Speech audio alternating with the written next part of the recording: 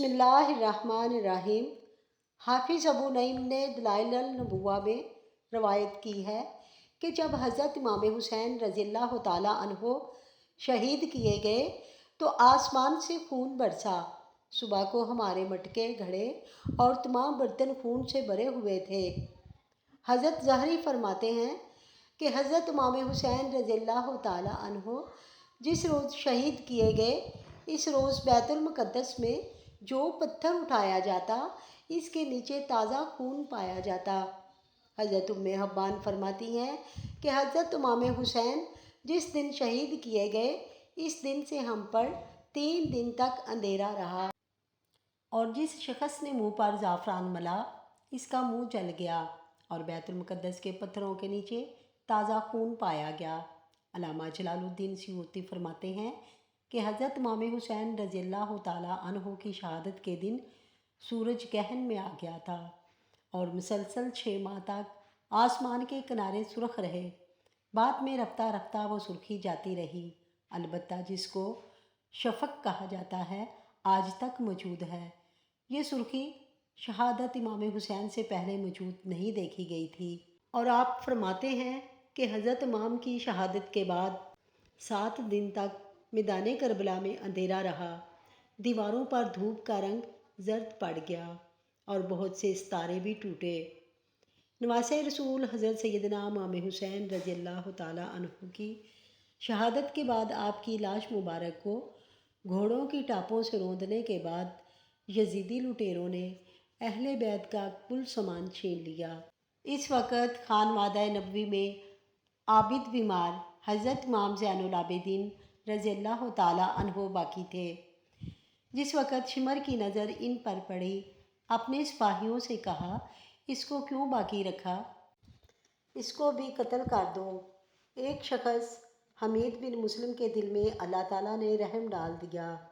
اس نے کہا، سبحان اللہ، یہ بیمار اور کم سن ہے، اس کو قتل مت کرو۔ اس کے بعد عمر ابن سعد نے تمام شہداء کے سر کاٹنے کا حکم دیا اور یزیدیوں نے شہداء کرام کے سروں کو آپس میں بانٹ لیا۔ سر امام حسین رضی اللہ تعالیٰ عنہ خولی بن یزید کو دیا گیا۔ یزیدی لشکر لٹے ہوئے قافلہ حسینی کو اپنی حراست میں لے کر کوفہ کی جانب روانہ ہوتا ہے۔ نیزوں پر شہداء کے سر ہیں۔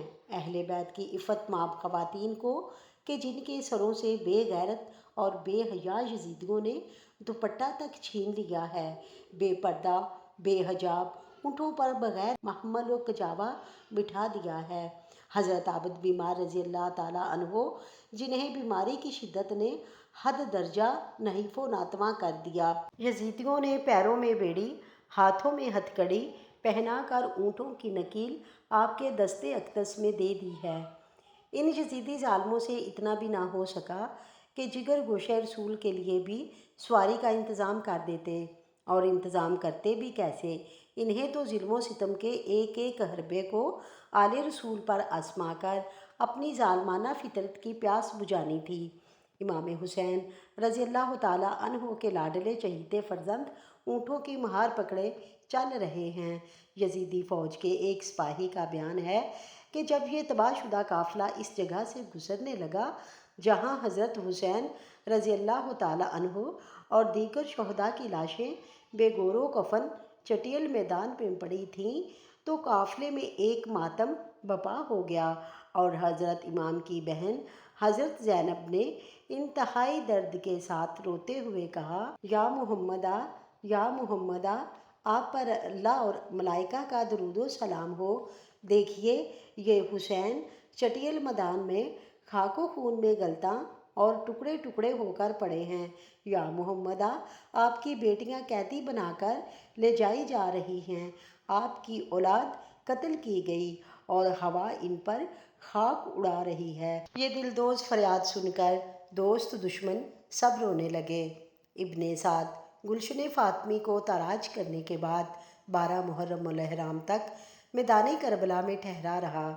اپنے لشکر کے مقتول جہنمیوں کی لاشوں کو جمع کر کے نماز جنازہ پڑھی اور کفن و دفن کی رسم اطمینان سے ادا کی، لیکن اس بدبخت کو یہ توفیق نہ ہوئی کہ شہدائے راہ حق کی لاشوں کے کفن و دفن کا بھی انتظام کرتا، اور یہ توفیق اسے نصیب بھی کیسے ہوتی جبکہ شقاوت اس کے لیے مقدر ہو چکی تھی۔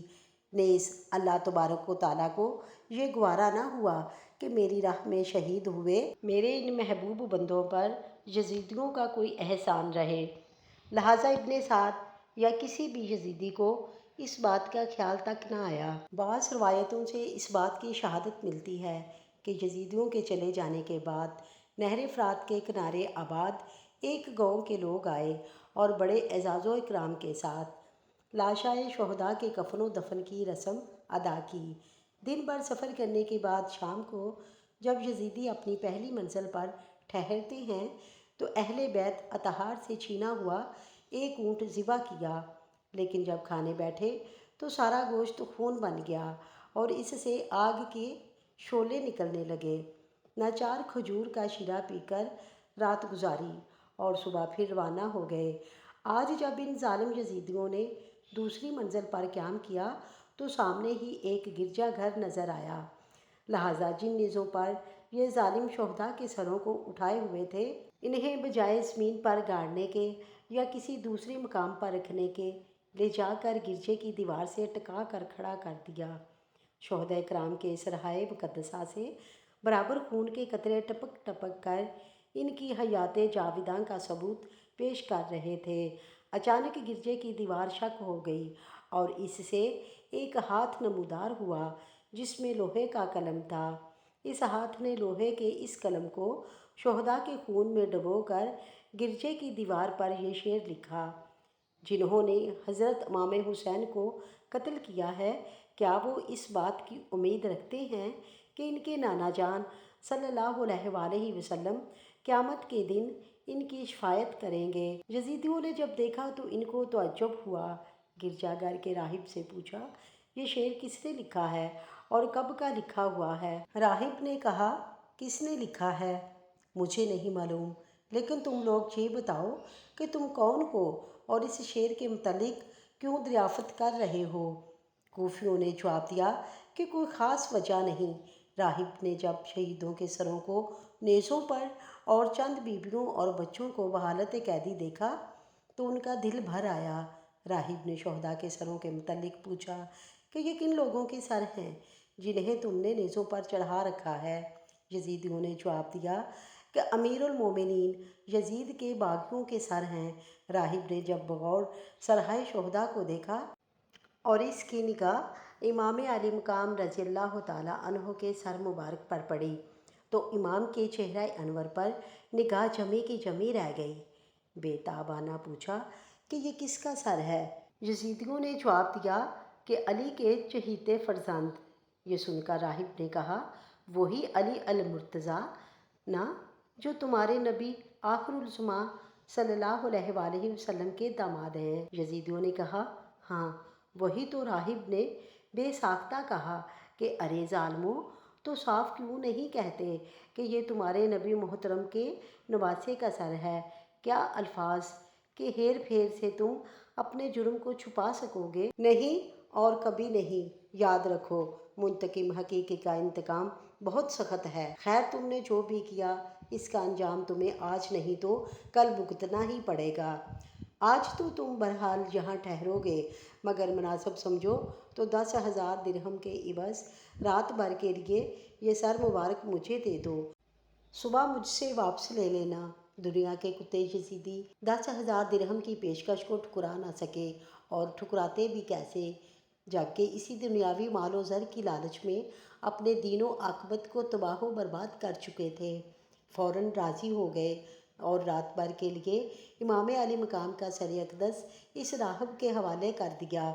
راہب نے رقم ادا کر کے حضرت امام کا سر مبارک لیا اور اپنے مخصوص کمرے میں لے گیا۔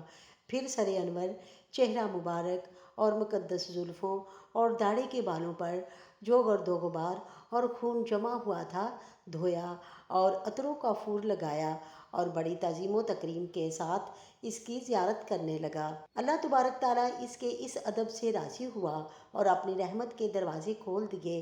راہب رونے لگا اور اس کی نگاہوں سے پردے اٹھ گئے۔ اس نے دیکھا کہ سر اقدس سے آسمان تک نور ہی نور ہے۔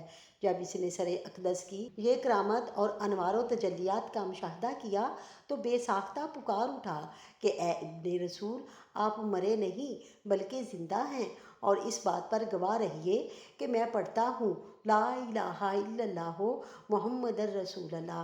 راہب کلمہ پڑھ کر مسلمان ہو گیا اور صبح کو سر انور ان کے حوالے کر دیا اور گرجا گھر کو ہمیشہ ہمیشہ کے لیے چھوڑ کر اہل بیت کا مطیع و خادم بن گیا۔ یہاں ایک اور سخت عبرت خیز واقعہ یہ ہوا کہ لشکر سعد نے باہم یہ فیصلہ کیا کہ جو درہم راہب نے دیا ہے یہی تقسیم کر لیے جائیں۔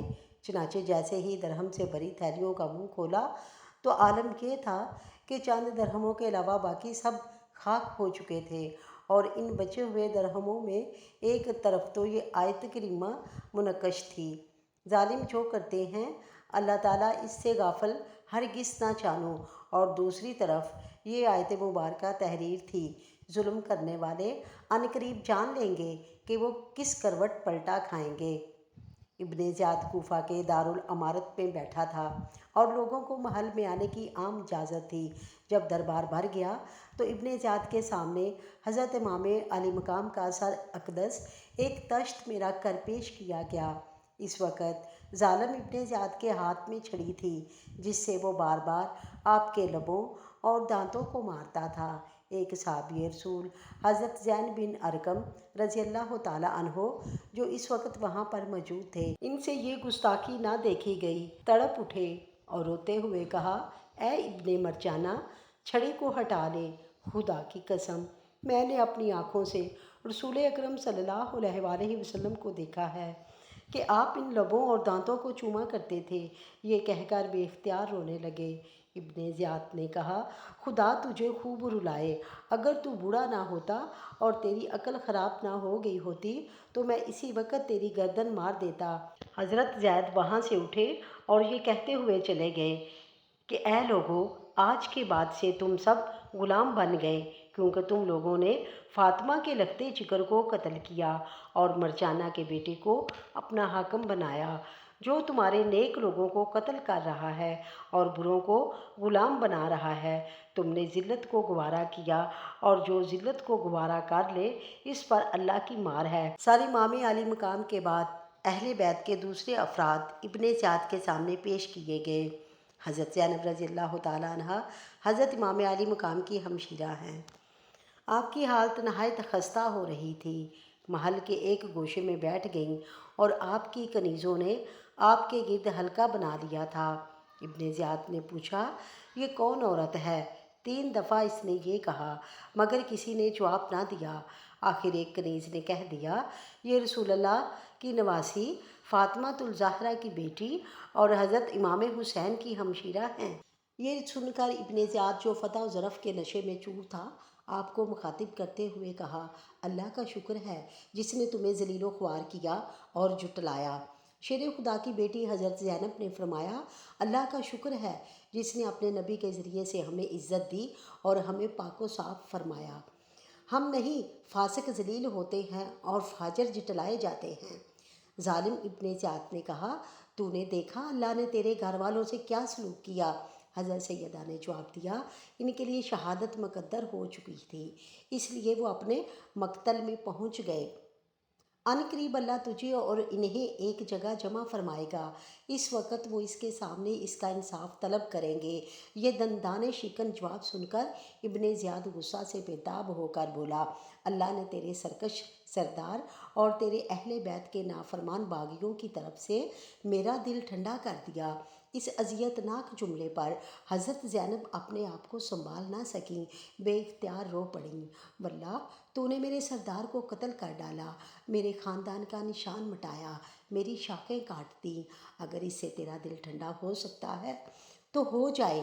اس کے بعد ابن زیاد بدنہاد کی نظر عابد بیمار پر پڑی، وہ انہیں بھی قتل کرنا ہی چاہتا تھا کہ حضرت زینب بے قرار ہو کر چیخ پڑیں اور فرمایا، اے ابن زیاد، میں تجھے اللہ کا واسطہ دیتی ہوں، اگر تو اس بچے کو قتل کرنا ہی چاہتا ہے تو مجھے بھی اس کے ساتھ قتل کر ڈال۔